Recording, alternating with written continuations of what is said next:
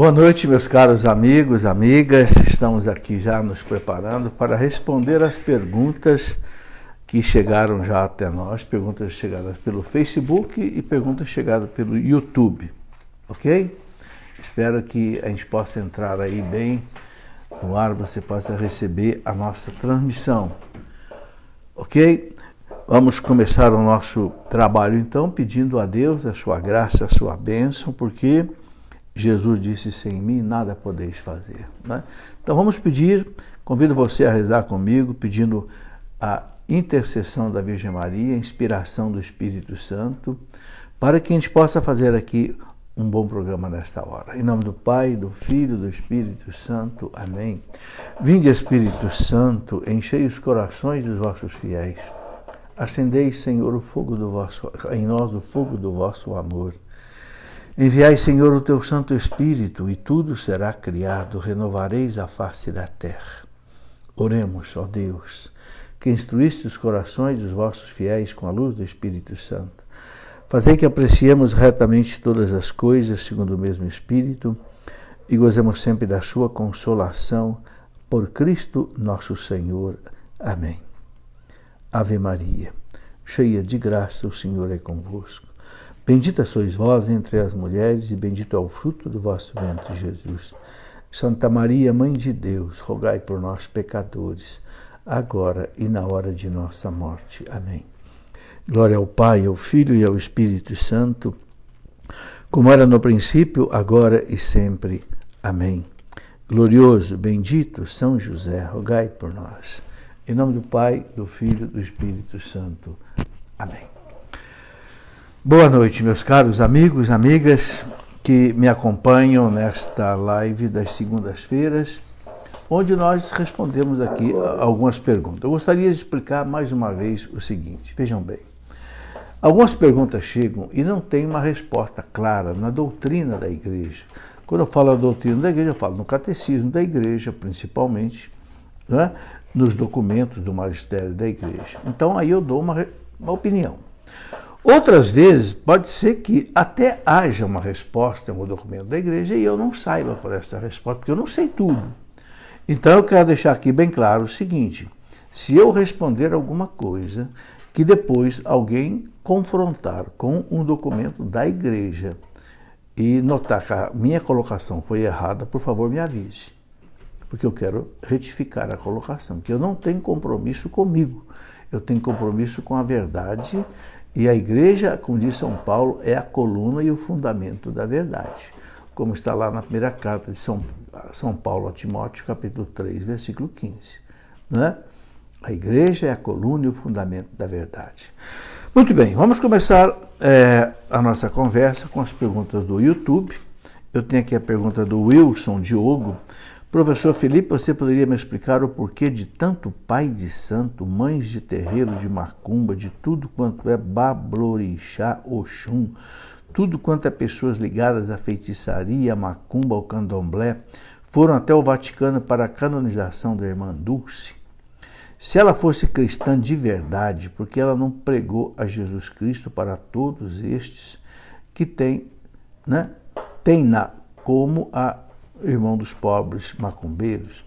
Ô Wilson, duas coisas que eu gostaria de colocar. Primeiro, não há dúvida que a irmã Dulce é católica cristã, porque a igreja só canoniza pessoas católicas cristãs. Então não há dúvida sobre isso. Agora, por que tantas pessoas aí do candomblé foram participar? Porque a irmã Dulce, ela fazia caridade para todos. Ela nos hospitais, era como a Madre Teresa de Calcutá, ela não olhava a religião da pessoa, se era católico, espírita, budista, judeu, não sei, de outra religião. Então, essas pessoas amavam ela.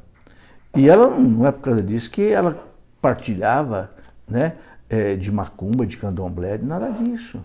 Mas a caridade dela abraçava essas pessoas. Então essas pessoas ficaram amigas dela e foram para lá. Mas não quer dizer que ela tenha vivido aí essas religiões, entendeu? Não, não é.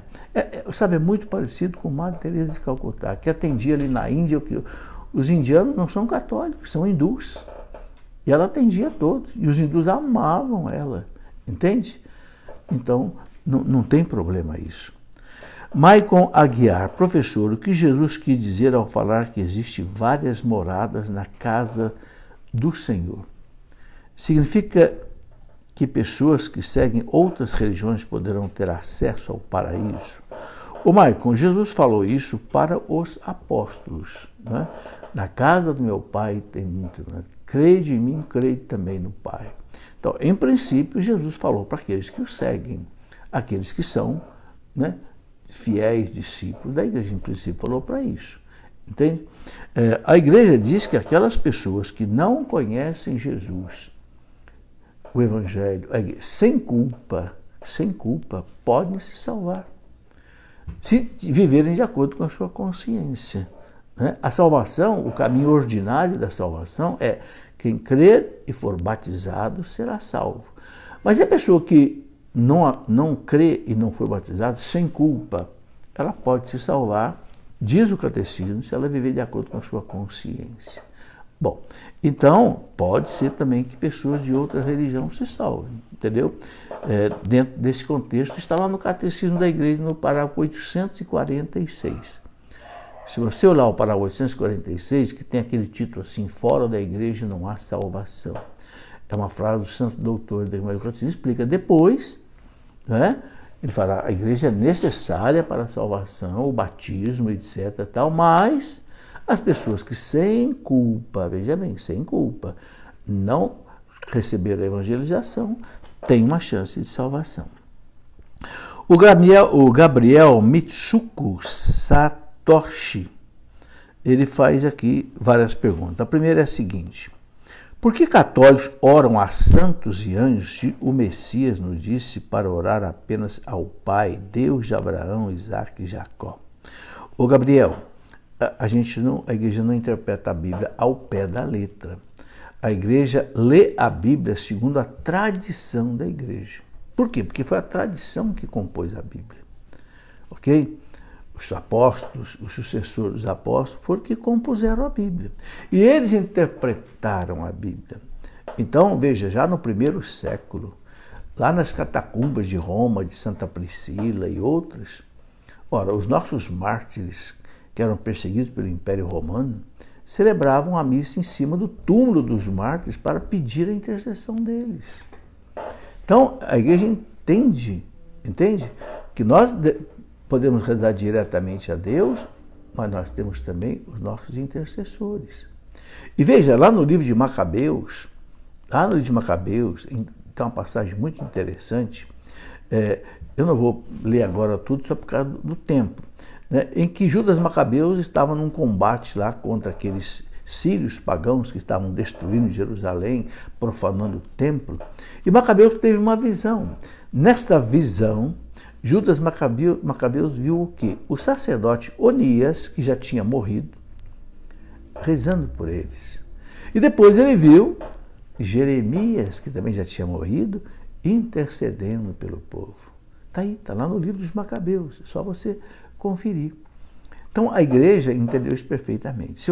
Quem quiser aprofundar esse assunto, eu escrevi um livro, vou mostrar aqui, onde eu detalho o assunto que você pode ver com mais calma.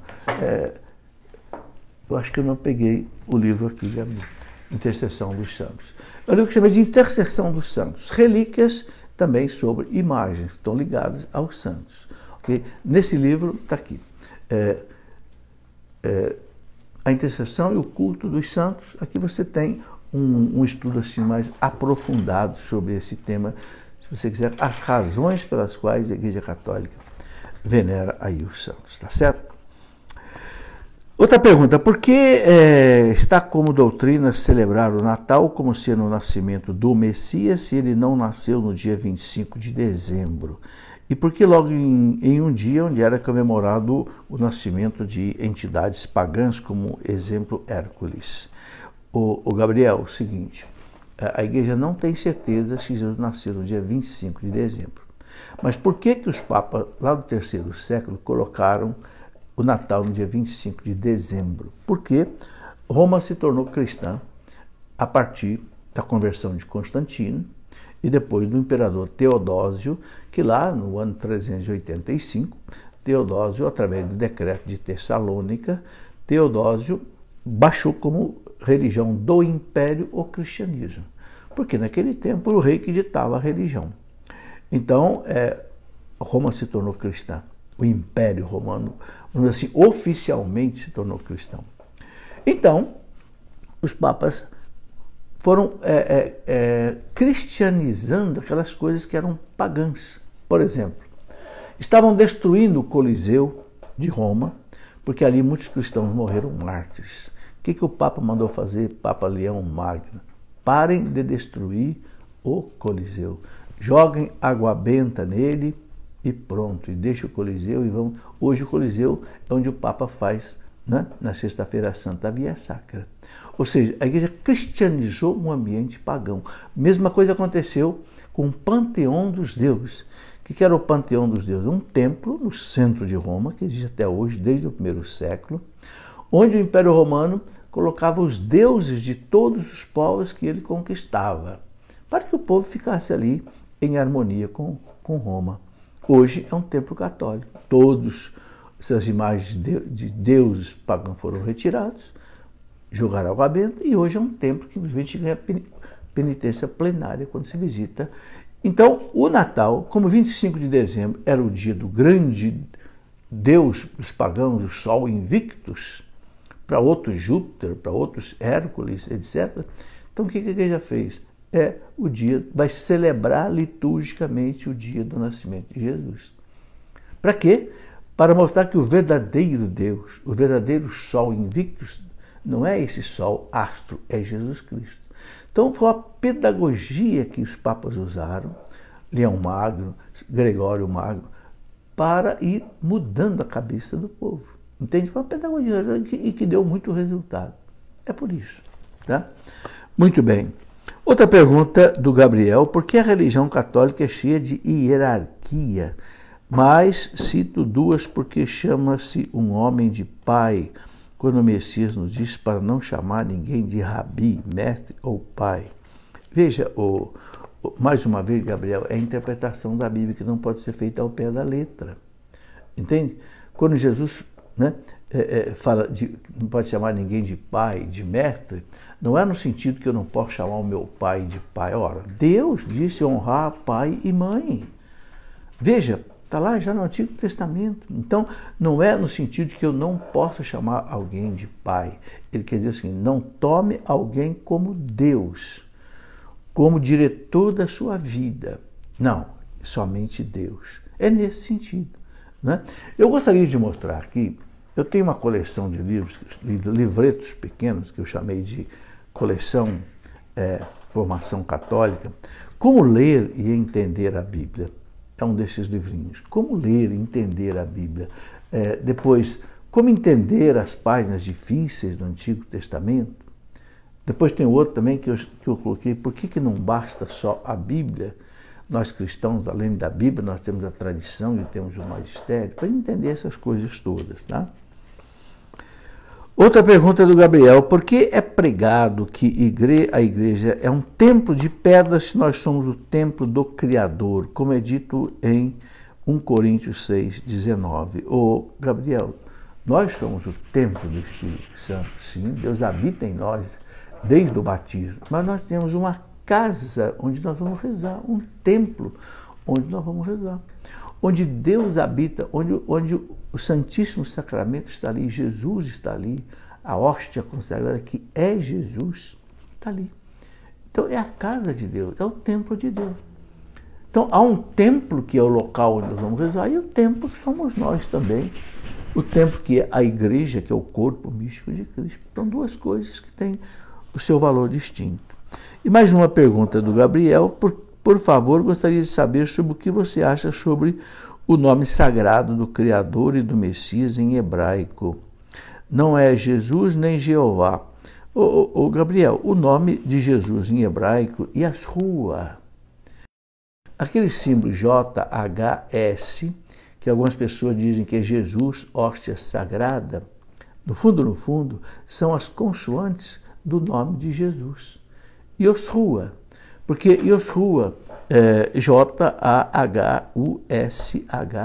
Então, o hebraico ele não tinha as vogais, ele só tinha consoantes, né? Como o povo faz hoje, por exemplo, aí no WhatsApp, mensagem MSG, só põe consoante, não põe vogal. O hebraico era assim. Então, a palavra Jesus se escrevia nos nossos caracteres JHS, fazendo a transliteração JHS. Esse aqui é que explica o nome de Jesus, certo? Agora, outra pessoa, o Romário Andrade, pergunta o seguinte: professor, qual a sua opinião sobre a possível introdução do pecado ecológico no catecismo da igreja? Há fundamento para isso? Pode-se fazer alteração desse tipo na doutrina? Romário, eu acho que não tem menor cabimento, pecado ecológico. Se for começar a dar qualificação para os pecados, aí, Nossa Senhora, o catecismo vai ficar cheio. Então tem pecado de sexo, pecado de... a moral católica já contempla tudo isso. Não precisamos mais colocar pecado disso, pecado daquilo. Não, os mandamentos, os 10 mandamentos da igreja já contempla tudo isso. Tudo aquilo que você faz de mal é pecado. Se você polui a terra intencionalmente, você está cometendo um pecado.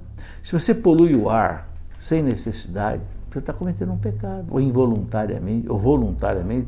Se você contamina a água voluntariamente, você está cometendo um pecado. Não precisa o catecismo colocar isso, certo? Silvana Costa, aprendendo muito contigo, professor Felipe. Quero estudar filosofia, pode me indicar um bom professor?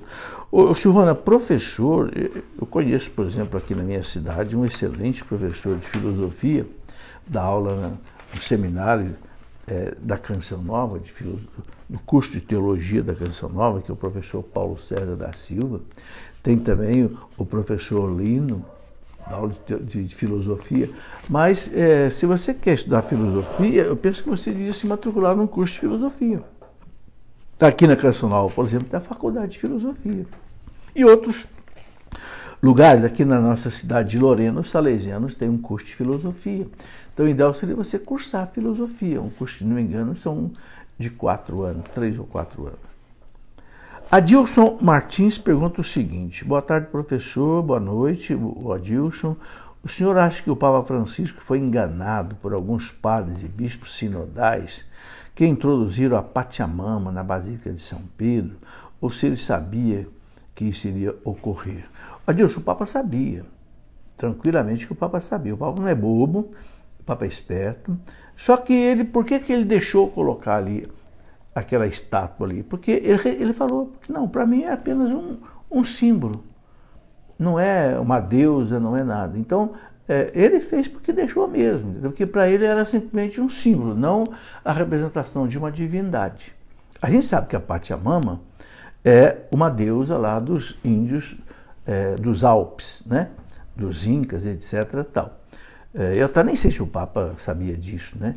Então, para ele, era como colocar lá uma estrela, ou colocar não sei, uma outra coisa qualquer. Ele não via nenhum significado assim, nem de esoterismo, nem um significado de sincretismo, né? Embora realmente houve uma reação muito grande sobre isso. Mas eu estou convicto que o Papa fez conscientemente, porque o Papa, o que ele não permitir, não acontece ali no Vaticano. Beth Reginato: professor, estou fazendo jejum sextas-feiras, tomo café da manhã e só volto a comer 3 horas da tarde, depois do Terço da Misericórdia. Meu jejum vale muito, Beth. Vale muito. Continue fazendo. Graça Barbosa: professor, pode explicar o que Bergoglio quis dizer com a crucificação de Jesus representa o fracasso de Deus? Graça, ao invés de chamar o Papa de Bergoglio, é melhor chamar o Papa de Papa Francisco, né? Fica melhor assim, né? O que o Papa quer dizer quando ele falou que a crucificação de Jesus representa o fracasso de Deus? É um fracasso aparente, um fracasso humano. A morte de Jesus na cruz foi uma decepção para os apóstolos. Os apóstolos ficaram transtornados. E eles não acreditavam na ressurreição. Tomé precisou colocar o dedo nas chagas de Jesus. Os discípulos de Emaús, né, só acreditaram quando Jesus desapareceu do meio deles. Então, quando o Papa fala que foi um fracasso no sentido humano, mas que depois se transformou na maravilha da ressurreição. Humanamente foi um fracasso, sim, mas depois a ressurreição mostrou a sua glória. É esse sentido. Natan Calisto, professor, vejo muitos católicos brigando por causa das missas de cura e libertação. Elas estão de acordo com a igreja ou não? Natan, estão de acordo com a igreja. Se não tivesse, os bispos não deixariam acontecer. Em tudo que é diocese, você vê missa de cura e libertação. Agora, vamos entender o sentido. Missa é sempre uma coisa só. Todas as missas são o quê? O sacrifício de Cristo que se torna presente no altar. Não é repetição, não é multiplicação, é presentificação. O único e mesmo sacrifício de Cristo que não se esgota no tempo, não se apaga no tempo, porque as ações de Cristo são teândricas, diz a teologia, ou seja, humanas e divinas. Então, quando o padre pronuncia as palavras da consagração, torna-se ali presente a única e mesma morte, ressurreição e ascensão de Cristo ao céu. Ressurreição e ascensão ao céu. Então, é isso. Agora, todas as missas você pode pôr uma intenção. Se você pegar o missal romano vermelho, você vai ver no final dele lá, missa para pedir chuva, missa para pedir que Deus afaste essa praga que está acontecendo aqui, missa para pedir...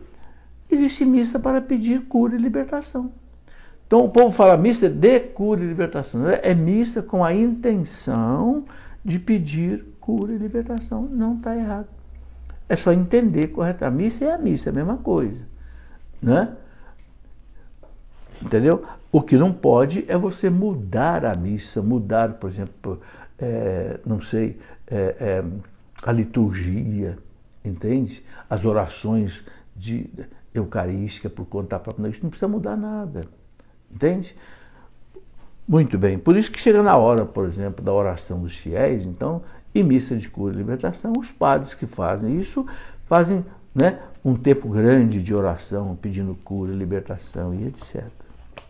E muitas graças têm acontecido. Né? Aqui, por exemplo, na nossa cidade, toda quinta-feira, o padre Robertinho celebra uma missa de cura e libertação às 7 da noite, 19 horas. Olha, a igreja fica abarrotada. E é uma igreja enorme, a Catedral de Lorena. Vem gente de muitas cidades, porque o povo está doente, o povo está ferido, está machucado. E Deus, né, quer socorrer esse povo. Natan Calisto, TT Araújo. Olá, professor Felipe Aquino, o senhor poderia me tirar uma dúvida? Por favor, me explicar essa passagem de São Mateus 25, e não a conheceu enquanto ela não deu à luz um filho, e pôs-lhe o nome de Jesus. Pois, como eu falei, esse trecho da Bíblia os protestantes interpretam de forma errada. O senhor poderia explicar melhor nesse trecho?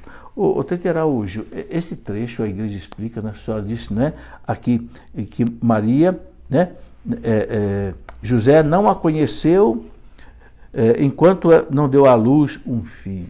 Não a conheceu e não conheceu nem depois. O que a igreja explica é que Maria, veja, Santo Agostinho já dizia, Maria é virgem, antes, durante e depois do parto. O catecismo da igreja fala claro, sempre virgem. Ela não perdeu a virgindade nem no parto. O parto, diz o catecismo, aumentou ainda mais a sua integridade. É a colocação da igreja, segundo a tradição, segundo o magistério, a interpretação da Bíblia. É o que eu digo, a Bíblia é interpretada pela igreja com os olhos na tradição que foi quem escreveu a Bíblia. Então, nós católicos ficamos com a interpretação da igreja. Agora, os protestantes podem falar o que quiser, deixa falar, entendeu? Nós temos a nossa fé, nós temos a nossa doutrina. Bem, vamos agora para as perguntas do Facebook. Tomar só um gole de água. A pergunta do Edgar Leandro da Silva. Por que nós católicos adoramos o corpo de Cristo? Se a Bíblia diz tomar e comer, fazer isto em memória de mim, ele mandou adorar seu corpo e sangue. Ô Edgar, a hóstia consagrada é Cristo. Quando fala corpo de Cristo, é o Cristo. Corpo, sangue, alma e divindade. Ora, e Deus nós temos que adorar. Se Cristo é Deus e a hóstia é Cristo, temos que adorar. Não precisa ninguém falar nada, basta, né, a gente ter aí essa certeza. Rita de Cássia Silva, professor Felipe Aquino, meu cachorrinho está doente. Posso aspergir nele água benta pedindo a cura? Veja, Rita, esse é o tipo da pergunta que eu nunca vi, nunca li nada sobre isso nos manuais da igreja, nem o catecismo fala, nem... Então eu vou dar aqui uma opinião, tá certo? Se de repente alguém encontrar alguma coisa na doutrina que seja contra, pode me falar. Veja, a gente pode benzer e jogar água benta em carro, em casa, não é? Eu penso que de repente pode jogar também num cachorrinho. Já que a gente pode jogar água benta em alguns seres que nem seres vivos são, eu penso que se com fé, com respeito, né, se usar aquela água benta ali, eu penso, veja bem, não estou dizendo que eu nunca li isso em nenhum documento da igreja, mas eu penso que é possível. Pedro Regadas, professor Felipe, uma vez a casa, carro, objetos religiosos benzidos por um sacerdote, etc., ficam sempre benzidos? Ou todos os anos deverão ser benzidos? Olha, ficam benzidos, ô Pedro, mas é bom renovar a bênção, sabe? É porque tudo na nossa vida é renovável. Então, por exemplo, se a igreja recomenda você ter uma imagem, a imagem foi restaurada, mande benzer de novo. Você tem a sua casa, pintou, reformou, mande benzer de novo. Pode benzer todo ano, não tem problema. A gente não pede a bênção de Deus tantas vezes. Os objetos também que nós precisamos, ele também pode se repetir a bênção, sim.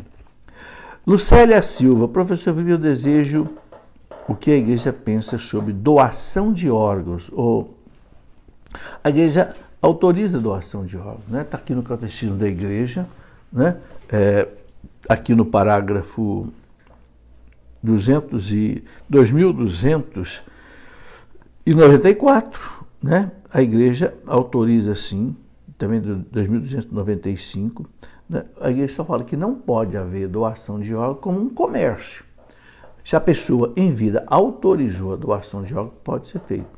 Ou se ela não autorizou, mas a família dela, depois dela morta, a família autorizar, também pode. O que não pode é fazer negócio, sabe?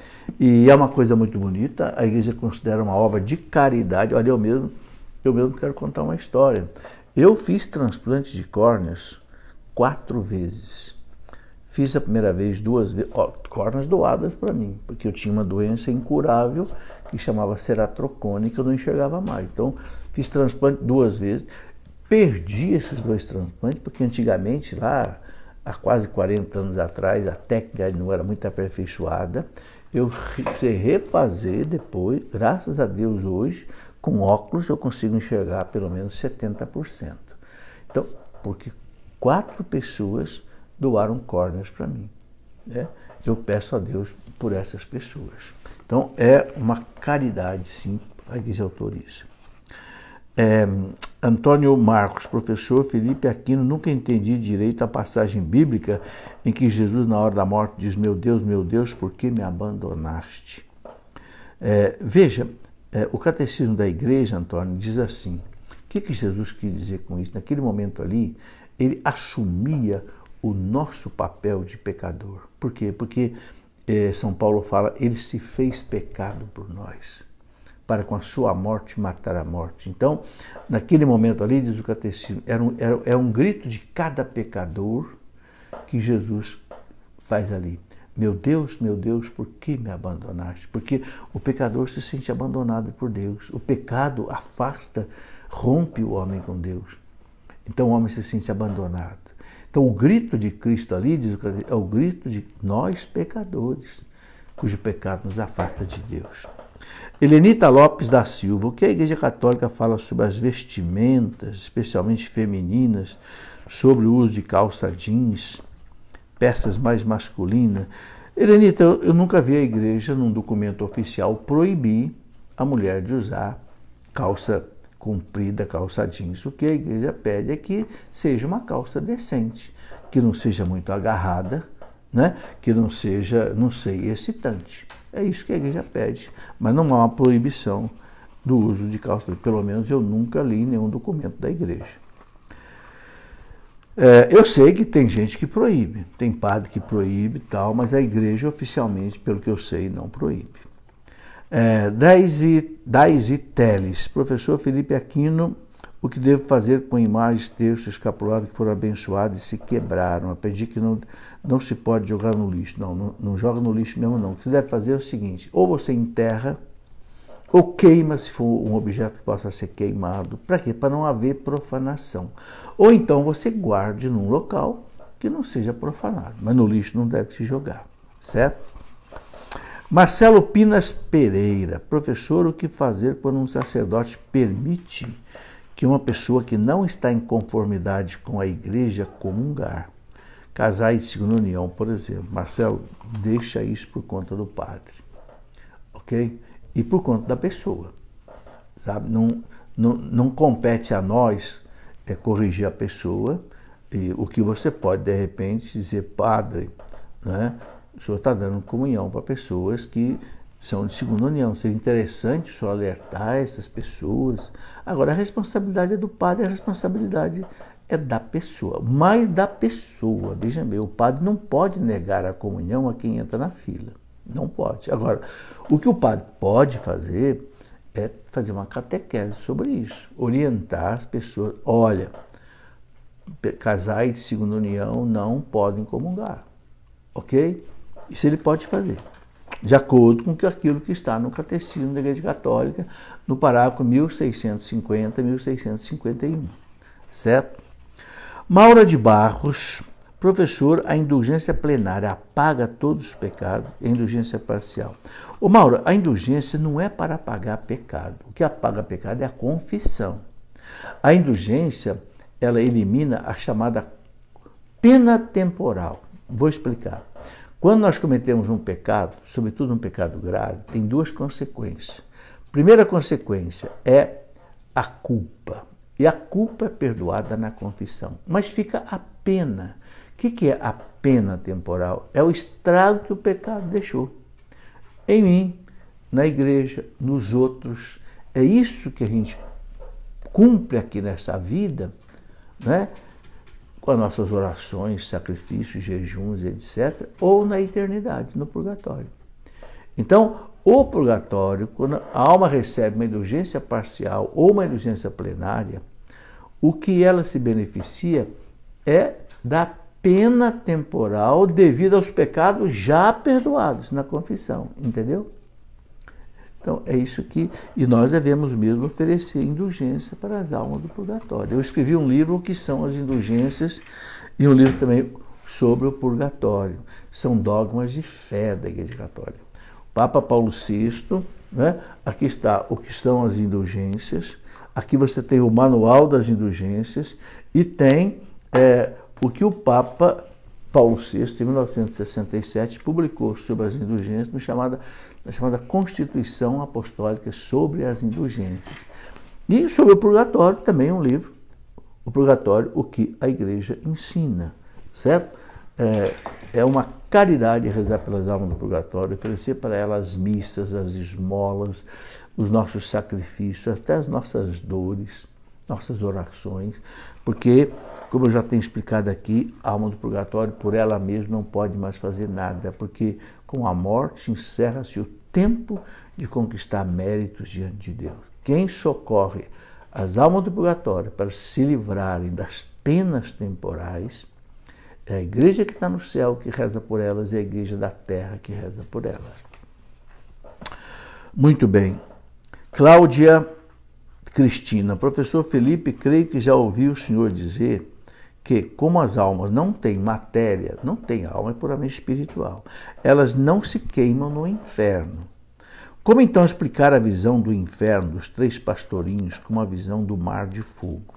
Cláudia, claro que Deus, para mostrar o inferno para aquelas crianças, não tem como mostrar o sofrimento de uma alma que é espiritual. Então, Deus mostrou de uma forma que as crianças entendessem. Todo mundo vai entender. Não queima onde não tem matéria. Não tem. Se você acender um fogo no vácuo, apaga.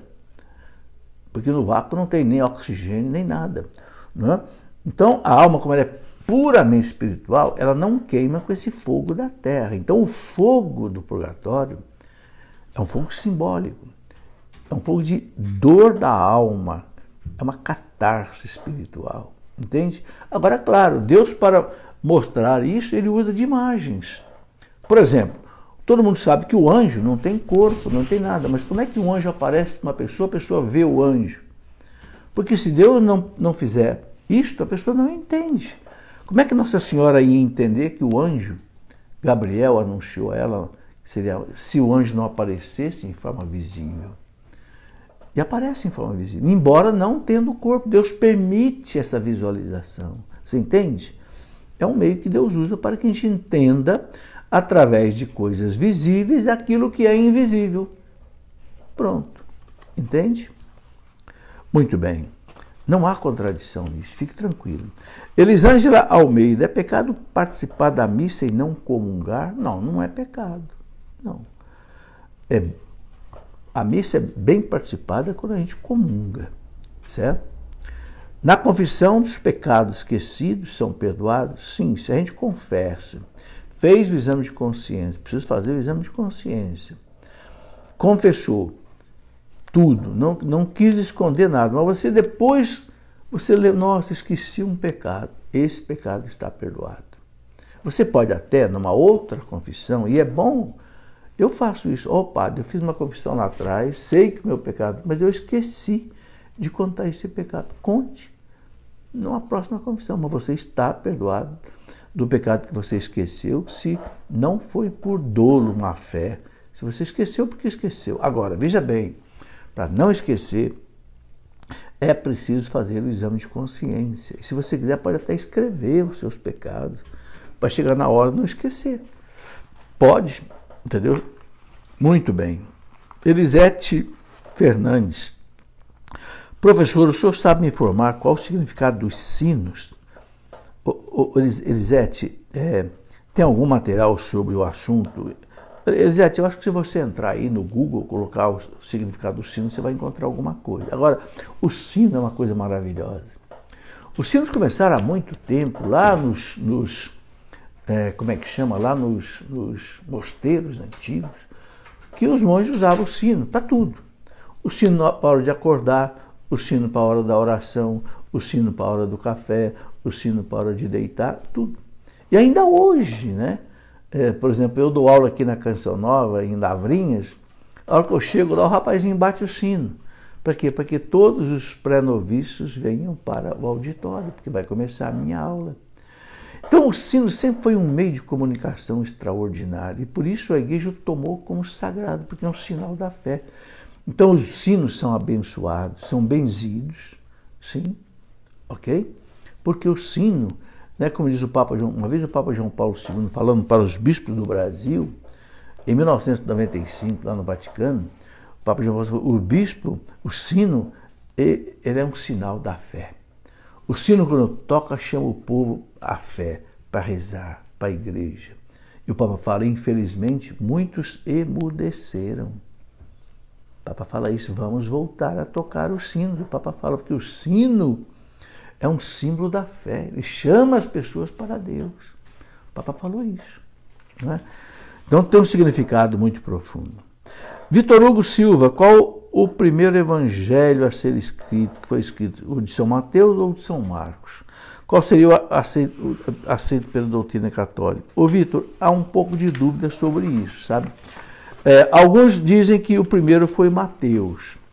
Por quê? Porque Mateus era judeu, era evangelista, né? E escreveu o evangelho dele em hebraico. Então dá a impressão que foi realmente o primeiro.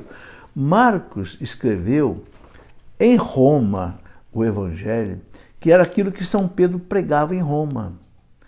Pode até ser que eles tenham sido escritos mais ou menos na mesma época. São os primeiros. Agora, realmente, não sei, há uma certa dúvida qual foi o primeiro. Não sei dizer. São completamente diferentes, né? O Evangelho de São Mateus tem 28 artigos. é tudo muito bem elaborado, porque Mateus era culto, né? Era cobrador de impostos, né? Já Marcos não. Então o evangelho de Marcos é aquele evangelho sintético, né? Evangelho simplificado, que eram as pregações que ele ouviu de São Pedro. Então, realmente são os primeiros que foram escritos. Laura de Souza, professor, apesar de estarmos cansados desse disco riscado de idolatria que muitos irmãos protestantes atribuem a nós, e de entender perfeitamente a diferença entre latria, idolatria, dolia, hiperdolia, adoração e veneração, uma dúvida específica me veio à cabeça e eu sinceramente não saberia contra-argumentar caso alguém me perguntasse. Aparecida.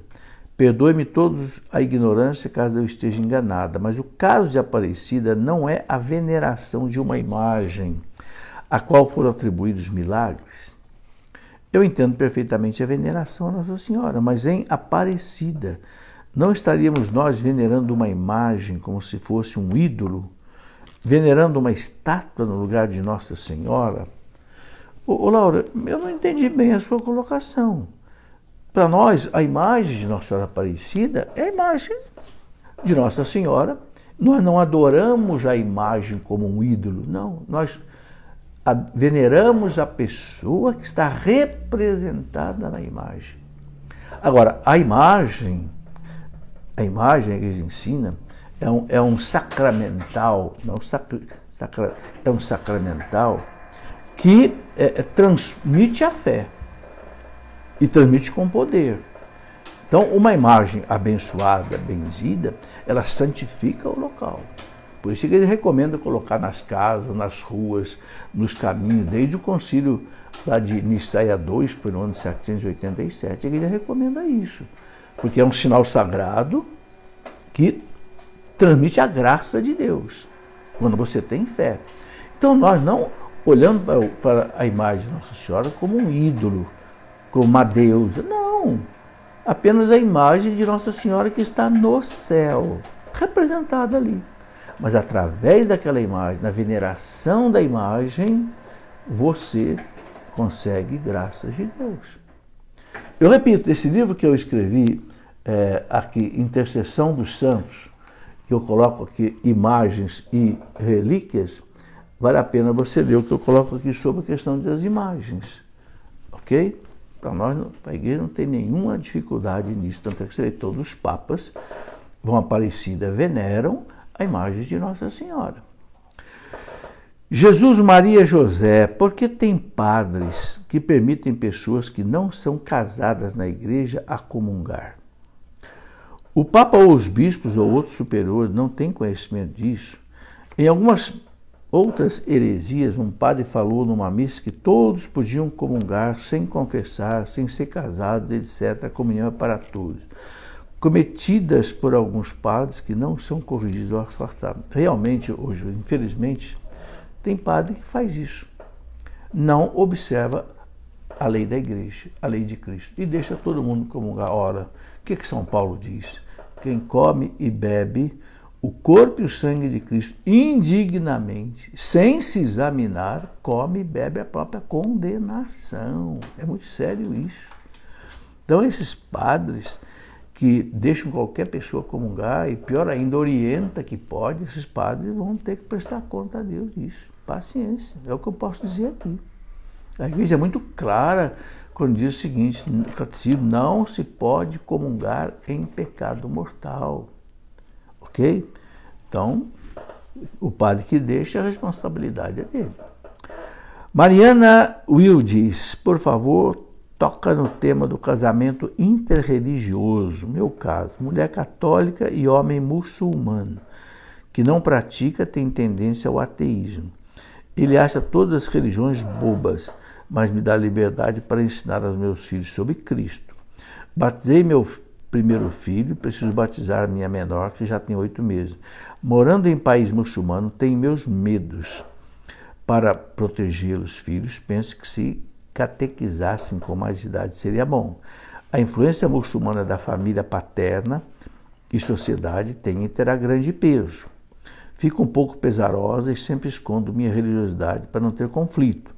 apesar que a minha família próxima sabe que sou católico e nunca quis me converter.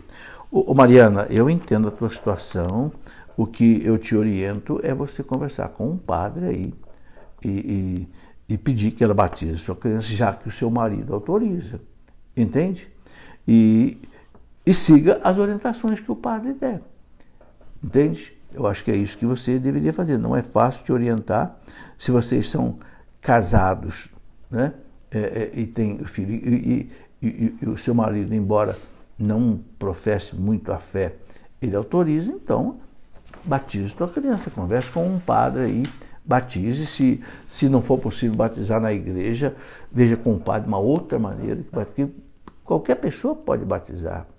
Se o padre autorizar, se houver necessidade, até, não sei, questão de facilidade, né? Pode até um diácono batizar ou uma outra pessoa batizar, se for o caso. Bom, deixa eu ver se tem mais perguntas aqui, que os que eu já tinha aqui já terminaram. Tem aqui ainda mais perguntas. Você vê? Vamos ver que horas são, já são aí 19h46, ainda temos aí uns 14 minutos. Haroldo Júnior, professor, como Adão e Eva morreram, eles são santos? O Haroldo não coloca Adão e Eva como santos, não.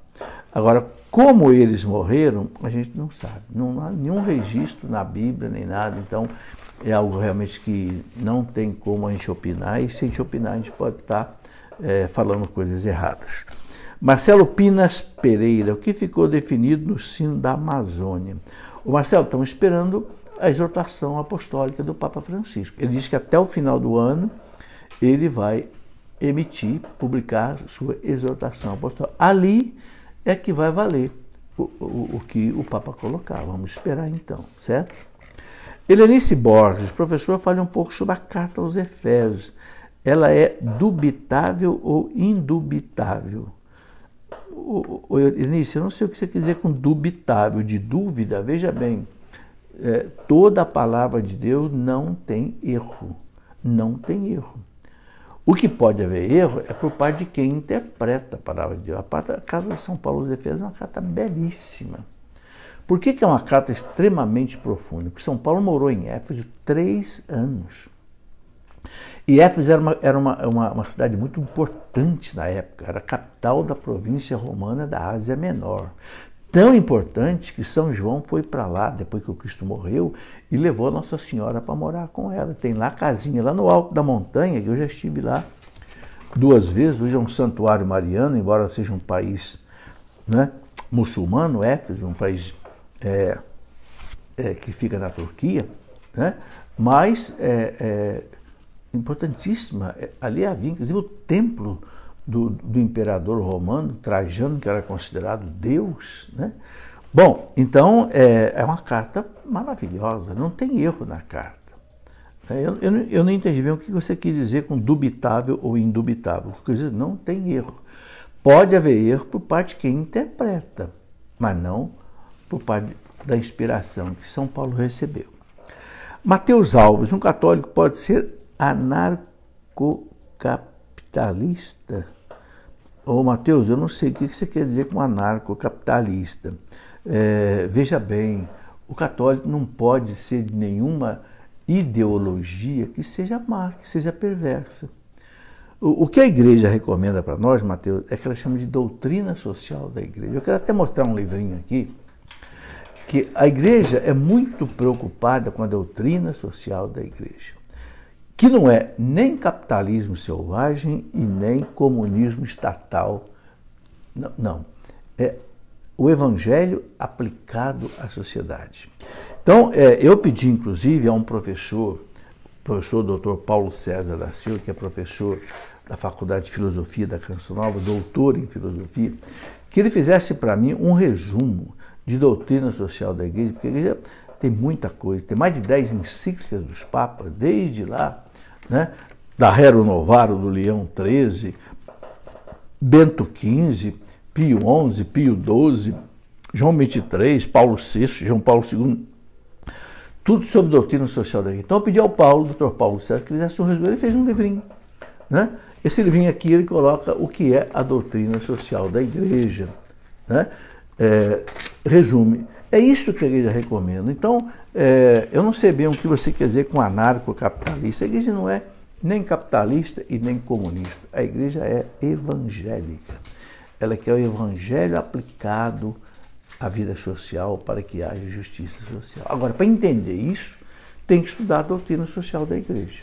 Né? Que esse livrinho que eu mostrei traz um resumo, né, da doutrina social da igreja. O que a igreja fala sobre greve, o que a igreja fala sobre dinheiro, o que a igreja fala sobre lucro, o que a igreja fala sobre o trabalho, sobre o trabalhador, sobre o capital, tudo isso a doutrina social da igreja vai detalhar. Adelma Fernandes, professor, o que significa Jesus ressuscitará no terceiro dia? Me explica. Adelma, o judeu, quando ele acontecia alguma coisa num dia, aquele dia, mesmo que fosse uma parte, ele já contava o dia como inteiro. Como Cristo morreu na sexta, ficou sábado morto e só ressuscitou no domingo de madrugada, então são 3 dias para o judeu, porque o judeu contava parte do dia como dia, para narrar um acontecimento, por isso que fala terceiro dia, entendeu? É isso. Luciana Trindade, é pecado ficar falando mal das pessoas, sem dúvida, é maledicência, não é? É calúnia, é injúria, né? Convivo com uma pessoa, meu marido, para ele ninguém presta, fala mal de todo mundo. Realmente é pecado, né? Todas as pessoas que menciona, ele acha um defeito para falar. Realmente não está correto. Corrija ele, mostra a ele que, né, não está correto. Realmente a gente tem que, né, não, Jesus fala, não julgueis para que não sejais julgados, né? Ana Ventura, tem problema a gente visitar cemitério com alguma enfermidade? Não. Ali já está todo mundo morto, ninguém vai pegar uma doença nenhuma ali, não tem problema, né? Pode visitar o cemitério com não vejo, a menos que uma doença seja contagiosa, que possa contaminar outras pessoas que estejam no seminário, no cemitério, aí é bom evitar. Não sei se eu entendi bem a pergunta, tá certo? Dulcineia Magaldi Nidec. A mãe pode ser madrinha de crisma de sua filha? Não, não pode. Pai e mãe não pode ser padrinho e madrinha, nem de batismo e nem de crisma. Está no Código de Direito Canônico da Igreja. Professor Lucas Mendes. Professor, estou estudando o Tratado da Verdadeira Devoção à Virgem Maria. Gostaria que o senhor explicasse sobre a corrente como sinal externo. Vejo muitas pessoas não compreendem bem. Ô Lucas, o São Luís de Montfort recomenda usar uma correntinha como símbolo de escravo da Virgem Maria. Mas, pelo amor de Deus, não precisa ser uma correntona no braço, uma correntona na perna. Não, uma correntinha no braço, assim, se quiser usar. Né? Entende? E não é obrigatório. São Luís de Montfort fala muito claro, é facultativo. Usa quem quiser usar. Tem o sentido que o escravo, antigamente, ele era acorrentado. Hoje não é mais, né? Então, nem existe mais escravo hoje, né? Ou não deveria existir, né? Então, é um símbolo apenas de que você é escravo de amor da Virgem Maria, esse sentido. Cristiane Bertini, eu e minha família fazemos jejum de carne toda sexta-feira do ano. Às vezes acontece de ser feriado, como foi essa última sexta, dia 15 de novembro, saímos e comemos, pagamos com penitência. Essa penitência tem que ser paga no mesmo dia. Cristiane, não é pecado não comer carne na sexta-feira. É muito bonito não comer carne na sexta-feira, mas a igreja obriga o quê? A abstinência de carne obrigatória, sob pena de pecado, só 2 dias, quarta-feira de cinza e sexta-feira santa.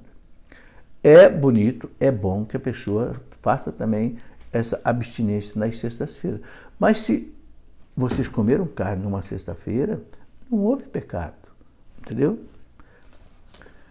É aquilo que nós nem que seguir o que a igreja fala. O que está escrito no Catecismo da Igreja e no Código de Direito Canônico é isso. Não pode comer carne sob pena de pecado na quarta-feira de cinza, na sexta-feira santa. Robson Teixeira, o diácono pode abençoar os fiéis? Pode. Não só os fiéis, com carro, casa, pode. Lucinéia Conceição, por que nós católicos adoramos a cruz se devemos adorar somente a Deus? Ô Lucinéia, quando a gente fala adoração da cruz, não é bem adoração da madeira da cruz, não. É adoração do Cristo na cruz. Esse é o sentido. A gente fala adoração da cruz porque A cruz para nós é o crucifixo. E o Cristo está no crucifixo. Então, a adoração é do Cristo. Não se adora nada que não seja Deus. Isso, entendeu? Basta entender isso. Graça Lima, o que o senhor acha sobre a homilia que dura 2 horas? É muito tempo. É muito tempo. Eu acho que fica cansativo, né? Eu acho que os padres da Canção Nova, às vezes, fazem homilia até de 1 hora, mas ali, veja, não é uma missa comum do povo, é uma missa especial, num encontro, entende? Mas realmente missa para o povo, uma missa de 2 horas, cansa e o povo muitas vezes não consegue entender. Bom, gente, muito obrigado. Chegamos aqui ao final. Olha, respondemos bastante perguntas hoje, já quase 1 hora de programa. Eu quero só completar essa nossa conversa aqui, mostrando 2 livros. Nós estamos aí, vamos começar o tempo do Advento, que é um tempo que a gente coloca para nós a questão da escatologia, ou seja, os últimos acontecimentos, né? Então, o Dom Henrique Soares escreveu um livro muito bom sobre isso, Escatologia, o Fim do Mundo, né? Dom Henrique Soares dispensa comentários, né? Esse livro dele, muito bom. E eu também escrevi um livro, né? Que eu chamei de O Cristão Diante da Morte. Deixa eu ver onde é que está, por aqui. O Cristão Diante da Morte. Está aqui, ó. Quero mostrar. Né? O que vem depois da morte? Né? O juízo particular, o juízo final, céu, inferno, purgatório, segunda vinda de Cristo, o fim do mundo, o que vem? Esses 2 livros aí eu recomendo para esse período em que a gente vai entrar nesse tipo de assunto. Quero recomendar um livro maravilhoso, porque fez muito bem para a minha vida. Olha, é um livro que eu leio desde os meus 13 anos de idade. Esse livro moldou a minha vida. Construir o Homem e o Mundo. É um padre francês chamado Michel Coat, que escreveu um livro muito bom para a formação de jovens, de adultos. Construir o homem para o homem construir o mundo. Esse livro aqui, Padre Jonas usava com a gente quando nós éramos jovens. Tanto é que o Padre Jonas mandou escrever lá no muro da Canção Nova, né, lá no muro da faculdade, ele escreveu Homens Novos para um Mundo Novo. É o construir o homem e o mundo. Certo? E quero mostrar mais um livro, que muitas pessoas me fazem perguntas sobre o protestantismo, os protestantes, né? Para entender a reforma protestante. Está aqui. Esse livro aqui é sobre a reforma de Lutero, por que aconteceu, quais são os erros do protestantismo, etc. Ok?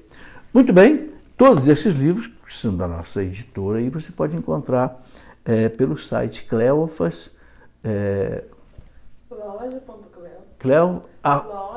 Loja.cleofas.com.br. Loja.cleofas.com.br. Ok? Muito obrigado a vocês todos que me acompanharam até aqui. Deus abençoe e lhes dê uma noite abençoada. Em nome do Pai, do Filho e do Espírito Santo. Amém.